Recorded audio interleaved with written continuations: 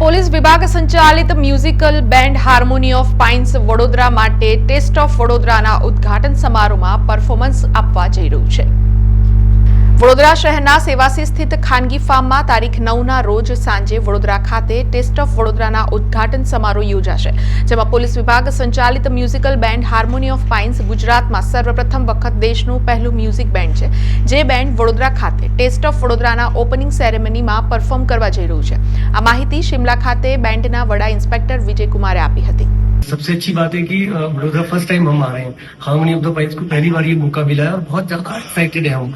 तो आप सब लोगों से प्रार्थना करते हैं कि आप सब लोग आए और इस इवेंट का टेस्ट ऑफ वडोदरा का लुत्फ उठाएं, क्योंकि बहुत बड़ा कल्चर इवेंट है और आप सब लोग इसमें आगे हम आके परफॉर्म करेंगे, आप सब इसमें एंजॉय करेंगे, बहुत अच्छा लगेगा और ये हमारे लिए बहुत बड़ा मौका है। Thank you so much sir for ये अपॉर्चुनिटी हमें देने के लिए।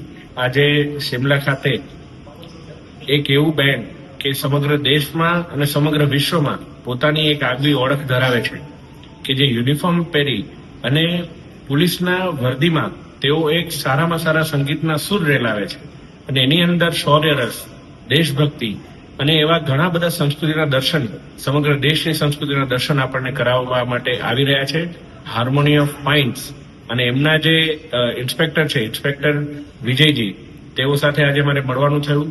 એમની મેં જર્ની જાણી, એમની જે પ્રેરણાદાયી યાત્રા છે, એમના સમગ્ર બેન્ડનું કઈ રીતે એ લોકો ઇવોલ્વ થયા, એ ખૂબ જ ઇન્સ્પાયરિંગ લાગ્યું। અને વડોદરા માટે આ ખૂબ જ સારામાં સારી બાબત એ છે કે સમગ્ર ગુજરાતમાં પહેલીવાર તેઓ વડોદરામાં પરફોર્મ કરવાના છે, ત્યારે સમગ્ર પોલીસ પરિવારને પણ આપણે સૌ આમંત્રિત કરવાના છે। ટેસ્ટ ઓફ વડોદરા કે જેના ઓપનિંગ ઇવેન્ટમાં હાર્મોની ઓફ પાઇન્સ આવી અને પરફોર્મ કરવાનું છે, ત્યારે ટેસ્ટ ઓફ વડોદરાને પણ આપણે ખૂબ જ અભિનંદન આપવા પડે અને આપના માધ્યમથી હું સર્વેને આમંત્રિત કરું છું કે આવો આપણે સૌ સાથે મળી અને હાર્મોની ઓફ પાઇન્સના આ શાનદાર પરફોર્મન્સને આપણે સૌ નિહાળીએ।